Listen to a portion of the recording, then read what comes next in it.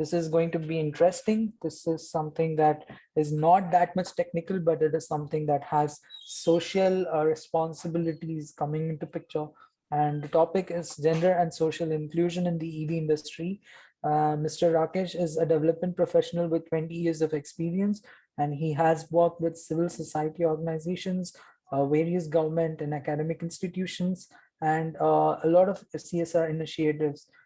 He has also demonstrated his abilities in mentoring and participating in interpersonal skills. He has ability to work independently with various teams, showcasing his broad set of skills in the areas such as program management, planning, monitoring, evaluation, capacity building, documentation, research, knowledge management, communication, advocacy. So he's basically an what do you call it? Encyclopedia, right? So he's basically an encyclopedia of all the important skills that is required for a person to be competent and professional. So please, guys, be attentive and be interactive. Uh, Try to put your questions in the chat box. I would like to welcome Mr. Rakesh, and I would owe the platform to him. Mr. Rakesh, you can take over. I will stop sharing the screen. Sure. Thank you so much. And right at the very good evening to all of you. And right at the outset, I would like to first withdraw from this very larger than life introduction of being an encyclopedia. I'm nothing like that. It's yes, one has worked in the field for a couple of years, but I'm definitely not very far from being an encyclopedia. Definitely very happy to be part of these sessions where we talk to different kinds of people. And in this particular session, we are going to look at how gender and other social issues intersect with urban transportation and urban infrastructure. And I'll try and keep it as brief as possible and leave some space for question and answers. So what I'm going to do now is I'm going to share my screen so that we are able to see a presentation. Just give me one second.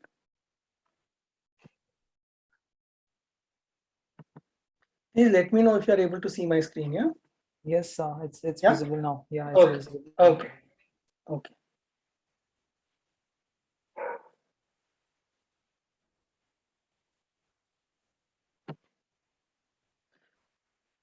So as we've just heard that the discussion for this session is going to be around gender and social inclusion in urban transport, and to look at what are the challenges and what are the opportunities for especially the electric vehicle industry. Okay. So the way we have structured this presentation is like this. We will have a broad overview followed by looking at specifically disability and how it is integrated in, or whether it is integrated in urban transport systems. Then we'll try and sum up and we'll look at some case studies and some good examples of how things are changing. Please feel free to stop me at any point if you feel that I'm going too fast, if you're unable to follow, or there's some question that you need to ask. Either you could type it in the chat box, and I will request the GT team to alert me on some of the questions that might come up if I'm not able to see them, and we can then address them as we go along. Yeah. So I hope most of you definitely know the world-renowned physicist Stephen Hawking, who's no more. And the question is that if Stephen Hawking were to visit your city, whichever city you belong to, whether it is Mumbai, Ahmedabad, Bangalore, Hyderabad, Chennai, any city for that matter, Delhi. So what kind of public transport would be best for Stephen Hawking to travel around in the city? Okay, we have mentioned here Kakinada because this project that we are doing with GT is focused on a smart city project in collaboration with the Municipal Corporation of Kakinada. That's why I just mentioned, but Kakinada is just a metaphor. You can use any other city. I mean, so if you could suggest what is the best public transport for Stephen Hawking, if Stephen Hawking were to visit your city, and please tell us also why. Why do you think that is the best? I hope Stephen Hawking needs no introduction.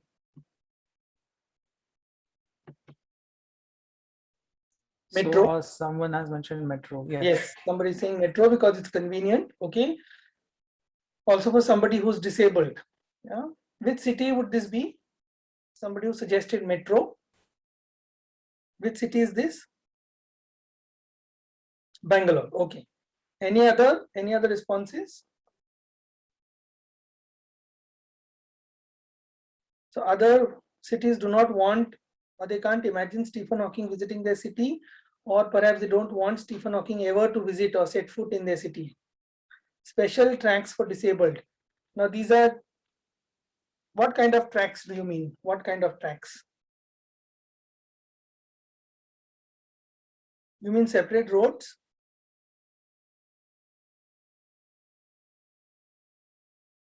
Okay, like cycling tracks. Okay. Okay. Any other? Which city is this? Okay, Mumbai. I hope you know what you're asking for, right? Anyways, AC buses in Chennai. Okay. Okay. Good. Any more suggestions? Why do you think AC buses are good? They're good for people, they are disabled friendly.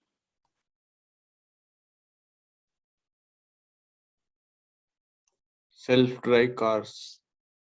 Okay, somebody is saying self-drive cars. It has disabled people seats. Okay, those are seats are disabled friendly, but how does one get onto the bus?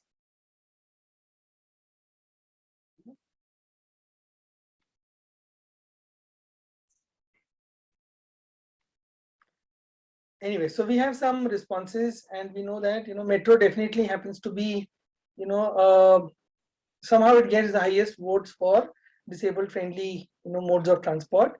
Then there are others. I'm surprised nobody is saying a helicopter or a jet plane, nothing of the sort.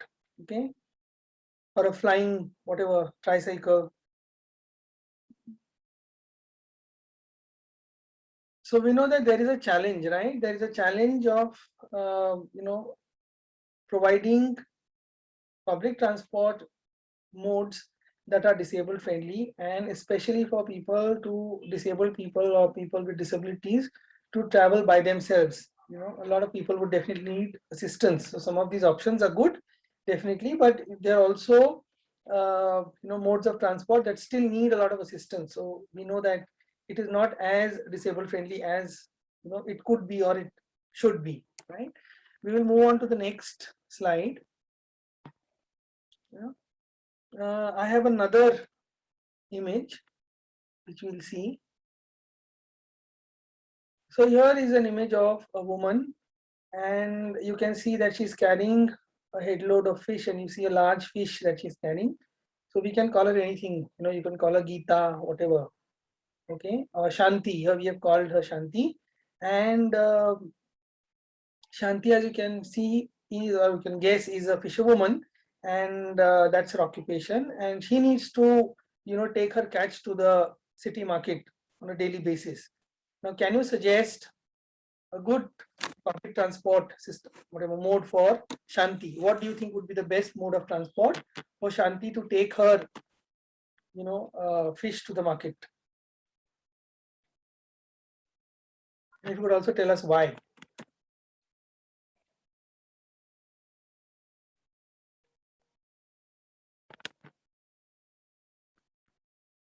I hope everybody is able to see metro with air freshener with her. Okay. Okay. So definitely this person is not fond of fish, right?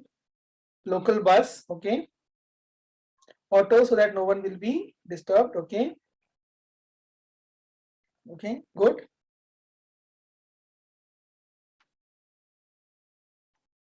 Walking. Wonderful. So imagine that if she's e-bikes, possibly cycle, okay, if she is to travel say 30 kilometers one way, walking is definitely not an option. Cycle is not an option. Anyway, so there are separate small transport facilities, right? Right.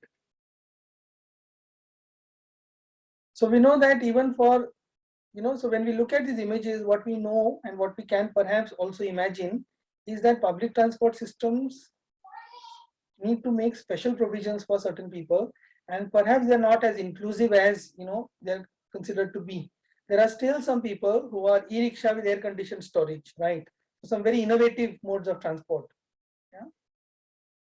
And some of these transport systems that are being suggested are not necessarily public, they are privately owned. For example, if you were talking about e-bikes or separate small transport facilities, these are private transport, this is not public transport, right?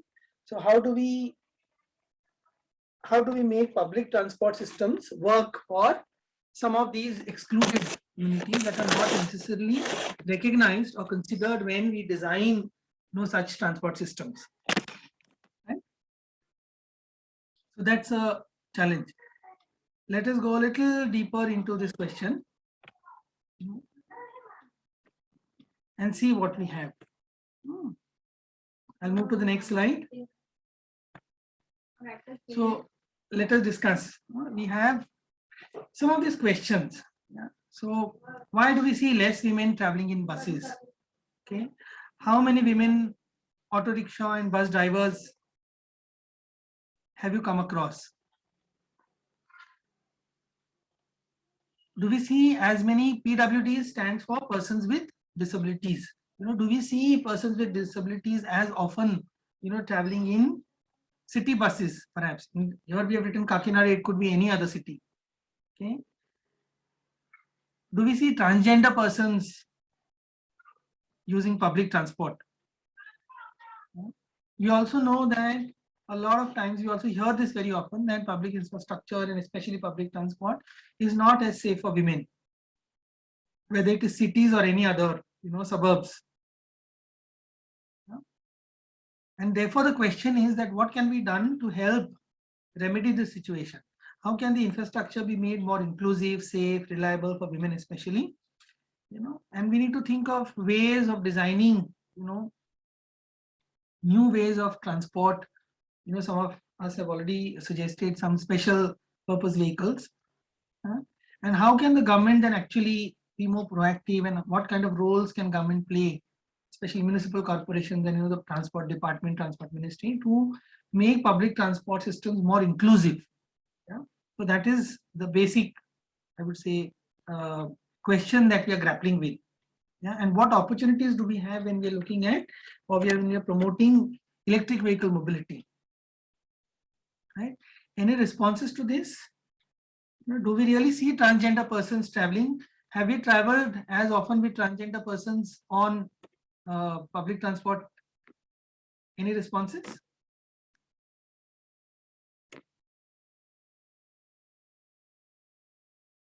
Never, right? Do we see, people with disabilities? Not yet, right? Do we see people with disabilities really taking, or moving around freely without any assistance and seamlessly across? We see them only in trains, right? Right. So if we were to make a statement, to say that public transport is not as inclusive of certain marginalized people, okay, would that be true? How do you think that will be, a sweeping statement? Any different examples, any different experiences that in our city, all public transport is absolutely inclusive, and all people, no matter their social identities or their abilities, age, etc., are able to travel seamlessly across different modes of transport? Any city that can claim to have those kinds of, yeah, right. Yeah, so we do know that it is not as inclusive, right? So there needs to be, because the discussion will move forward only if we know that there is something to be done. If we feel that everything is inclusive and that is not the business of the government, the business of the government is to actually roll out a bus on the street. And if you are disabled and you can't take a bus, it's your problem, not really the problem of the government. If you are a transgender person and society does not give you equal treatment, equal respect, it is a problem of the transgender and not really the problem of the public transport system. So these are the kind of questions that we need to ask when we talk about social inclusion and gender, inclusivity, when we talk about making public transport more inclusive, right? So moving forward,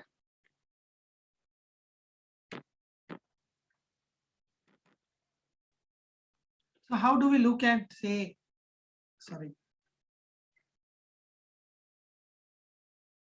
So just putting the whole gender equality and social inclusion. JESI stands for gender equality and social inclusion. So putting it in perspective for urban transport systems, because JESI by itself is a very large, kind of a subject, and it can actually touch upon so many different, and it intersects with different sectors, okay, different aspects of our life. But here we are specifically looking at urban transport and how does JESI intersect with urban transport systems. What is the issue, what are the issues, and what needs to be done, what are the questions, is what we're looking at. So we know that urban areas are going to be around 40%, and 600 million of it, population by 2030 across the globe is going to be in urban settlements. Okay, so increasingly world over, countries are going to be more urbanized. That's what we are saying. Okay, and according to a high-powered executive committee, in India, we know that around 23 lakh crores is required between 2015 and 30. So over a 15-year period, this is the amount that is required for just creating urban transport infrastructure. Okay, that is the kind of investment that one is making. Okay, so there is a green urban mobility scheme that is going to invest, okay, 70,000 crores between 2018 and 23 on sustainable transport. So you can see the kind of investments that are going into creating, this kind of infrastructure, right? And we know these investments are also indicative of the different and the kind of momentum and the kind of interest and priority that the government is according to public transport system and developing, public infrastructure. Okay, but what is also missing in all these, initiatives and these investments is that these are all very specifically gender blind. Yeah, there is no regard whatsoever to look at inclusion issues, to look at gender issues, and to make all these infrastructure inclusive. Like the earlier two examples that we saw, that there is no policy as such, or nothing that is binding, on infrastructure, initiatives that make sure that these excluded communities are also able to access public transport, right? So therefore, sustainable urban development will always remain inclusive unless it integrates women, girls, safety, comfort, convenience, affordability, etc. Okay, like all of us, when we take a bus or when we are looking at anything that we consume, that we buy or that we use, we want all of these qualities, right? We want it to be safe, comfortable, sustainable, convenient, affordable, etc. So the same goes for looking at inclusivity, in terms of gender and other social identities, right? So we know that and why transportation? Because it is the fulcrum, it is at the center of, a larger reality where women are able to then access economic opportunities. Okay, they are able to join the workforce, they are able to go to education institutions. So public transport is very critical. A couple of days back, I got just like a WhatsApp message, but from a very authentic source. It talked about a railway system in Japan, and apparently there was this particular station where they were planning to stop train services, and after a survey they found that there was only a single girl from that small town who used that train to go to school, and then they decided that they are going to continue with that train service until that girl graduates. Okay, so this is the kind of inclusion that one needs to see, right?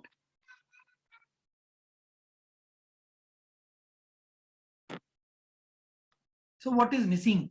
So we know that just by saying that gender is missing, one needs to also understand why is it missing.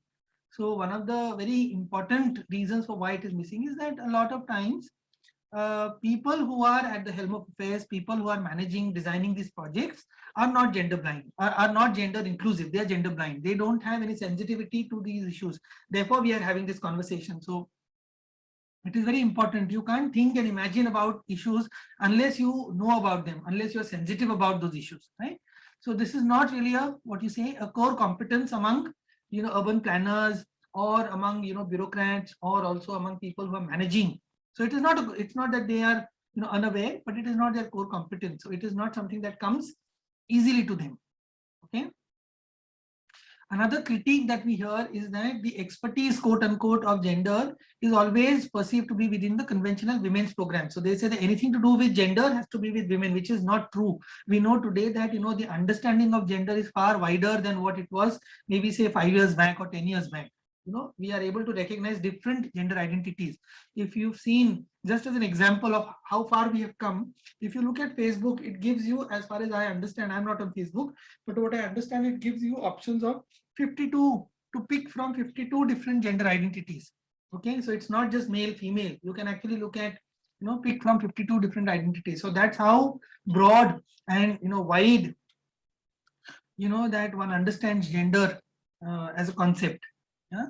And in that context, if we still, you know, continue with this conventional idea that only women's department is going to do, women and child development department is going to take care of everything about gender, okay, under the sun, which definitely does not work. Okay, then we also know that it is not really, you know, an inclusive approach. I mean, the policy approach is not inclusive. Okay, it is not still looked upon as a right. Okay? It is either looked at from a utility perspective that, you know, women need this for, you know, health, or it is looked at as, you know, it's an either or situation. You don't look at women's access to public infrastructure, public transport in a holistic manner. That's what, you know, is the critique. And the other very important thing and dimension that we cannot forget is that women form 50% of our population. If you've seen the recent you know, National Family Health Survey which came out last week, NFHS 5, for the first time in India, you have more girls, the sex ratio has improved, and you have more girls than boys, or more women than men. Okay, so we know that 50% of our population is women and girls, and yet our public transport is not able to cater to even 20%. Okay, and yet we know that even within that 20%, you know, the highest amount of access, or maybe I would say utilization, is of public transport. Okay, and that is where this is by, you know, the figures of the census 2011, right? So what it says is that among the women who are mobile and who use any mode of transport, the highest number is of women who take public transport. So 84% of the women who are mobile are using public transport. Okay, and these are some of the other statistics that puts the whole idea of gender into perspective, that we know that 75% of unpaid care work is done by. Why is it important?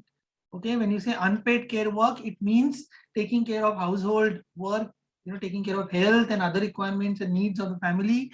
All of this is done by women, and to do this effectively also we need public transport, right?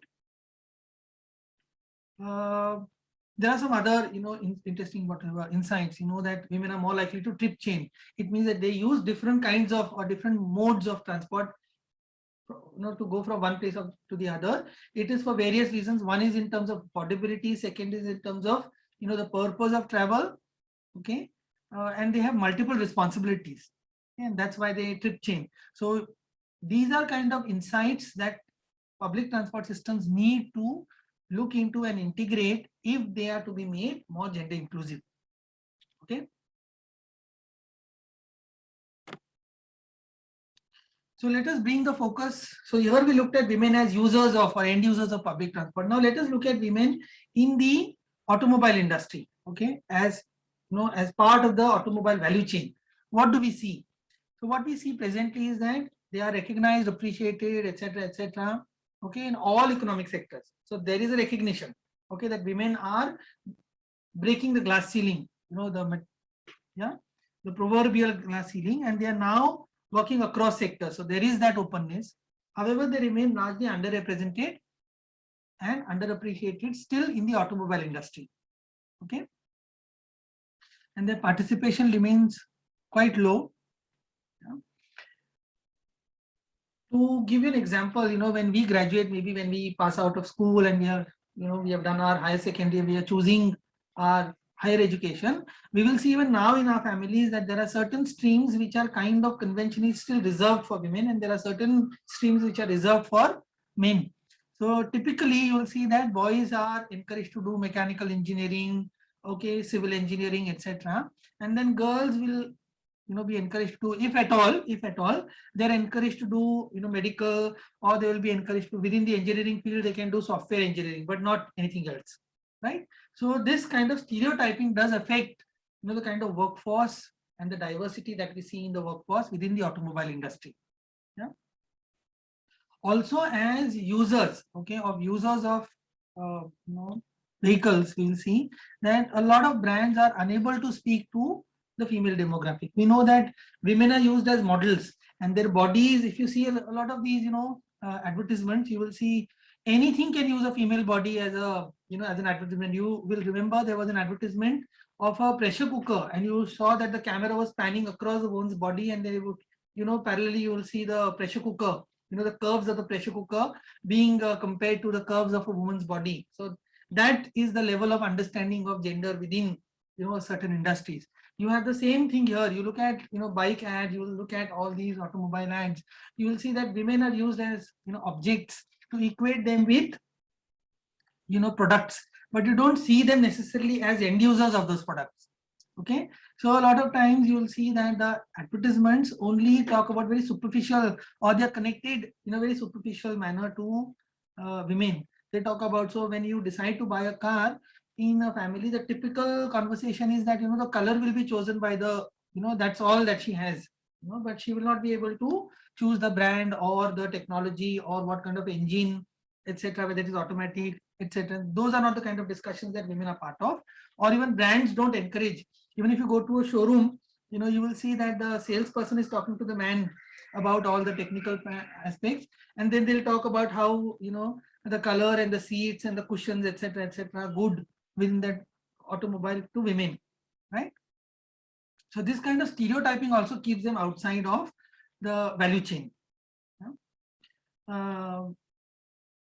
And more recently, there is a growing recognition that the intersection of climate change, gender equality is a sensitive issue, and it requires to be tackled in a very sensitive manner. You can't exclude women, basically. So why do women evade, from a women's perspective, why do they evade the automobile sector as a whole? Yeah. So there is this survey that was done by Deloitte, in Automotive News, and they surveyed some hundreds of women to understand what really keeps them away and what are the barriers. And 200 women replied to these online surveys.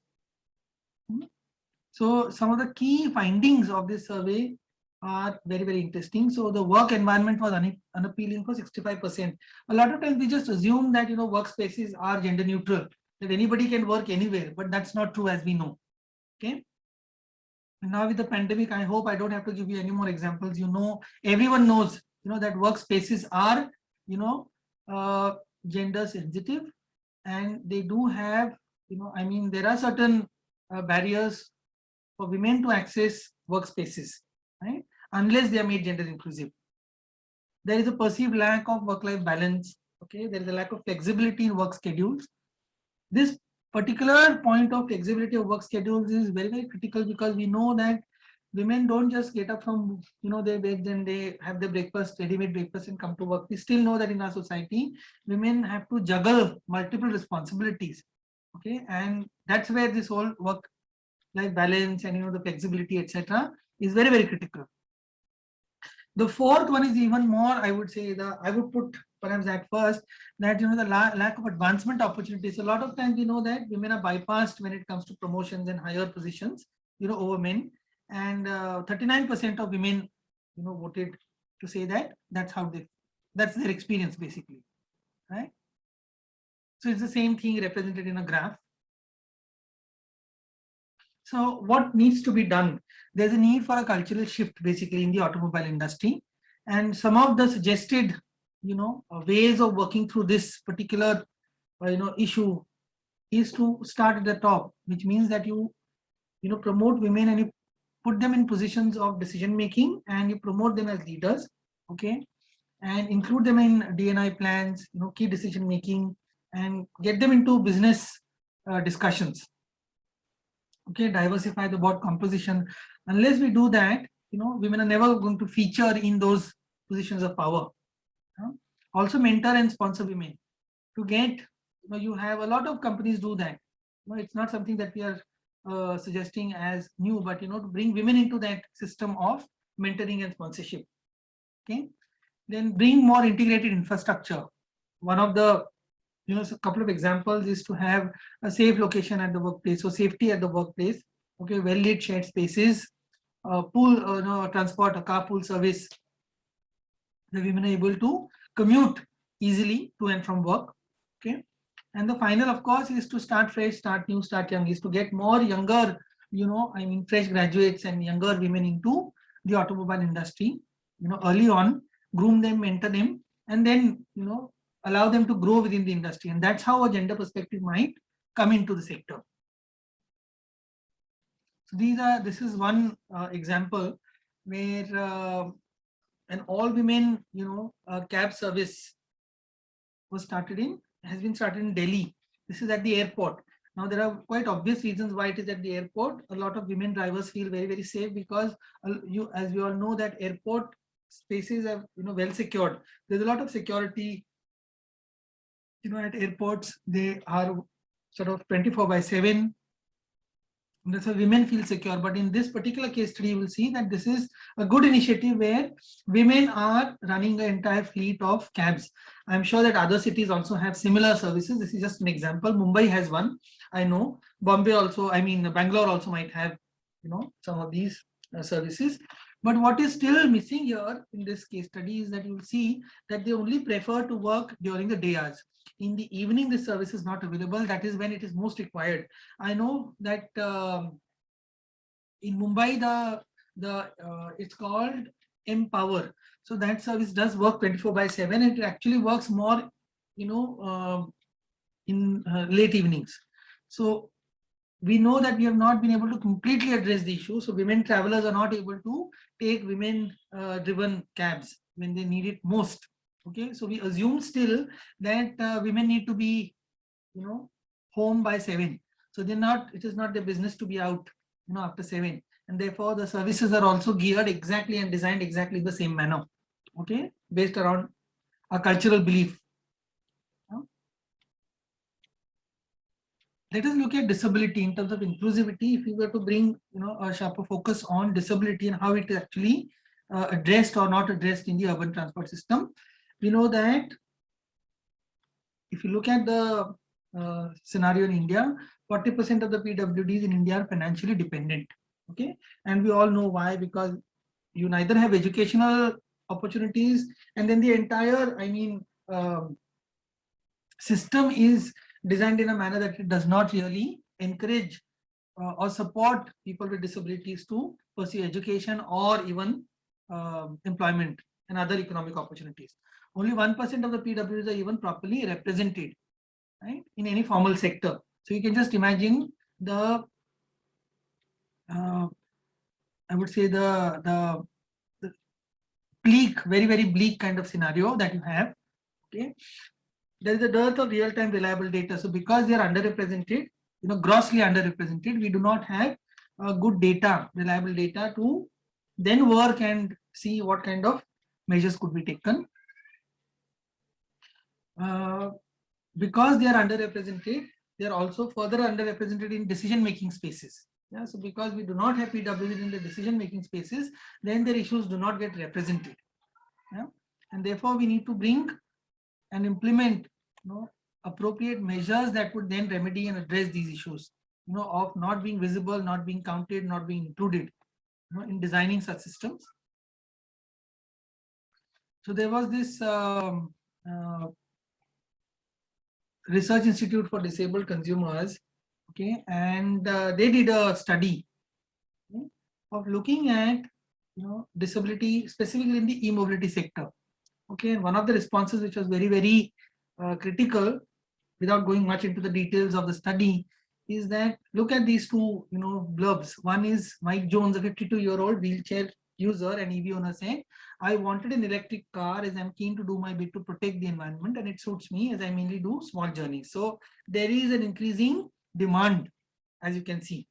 Okay, but look at the other one. But I've been disappointed though with the lack of public charge points near where I live. So that is one, proximity. And when I do get to one, they're often placed far from the other amenities and services which I need to also use. Okay, so we know that we are still not able to look at these systems in an inclusive and integrated manner, right? For a disabled, just imagine, for a disabled person who might take a short break to charge, they are not just doing, they're not just charging their vehicles. They might want to use the, washroom. They might also want to, buy a cigarette, or they might want to, pick up a snack, whatever. But because they are not integrated and they are far flung, it becomes very inconvenient for a disabled. So to look at public transport systems from the eye of, or from the perspective of a disabled person, then you see the entire system very, very differently. And definitely it's not inclusive, and convenient. So just to sum up, what we just saw is that transport operates in a social space that is highly gendered, ableist, and exclusive. This is like the crux, okay? That to assume that public transport systems do not need to look at inclusion, they are all gender neutral, okay, and they're very, very convenient. That is not true. A lot of times when, for example, if I were to take examples of some, e-buses, in some cities, you might have a reserved seat, but you do not have an entry exit, system, which is convenient or which is inclusive of, disabled persons, right? So ableist means to have an outlook where you feel that, only people who are able-bodied are allowed to, or can, or should access systems. Yeah. So very often we see that urban transport is seen as gender neutral, which it is not, as we saw in the examples. Okay, people with different gender identities, social economic status, physical abilities have different preconditions, needs, and restrictions for using transport. Okay, we also know that, for example, and let's imagine a transgender person who's a medical student and needs to go to and fro, the institute. Just imagine the kind of fear, trauma, etc., that they might have. And it's very difficult to say that public transport system will be very, very safe. We know a lot of times that women have experienced groping in public transport, and whether it is trains or buses, etc.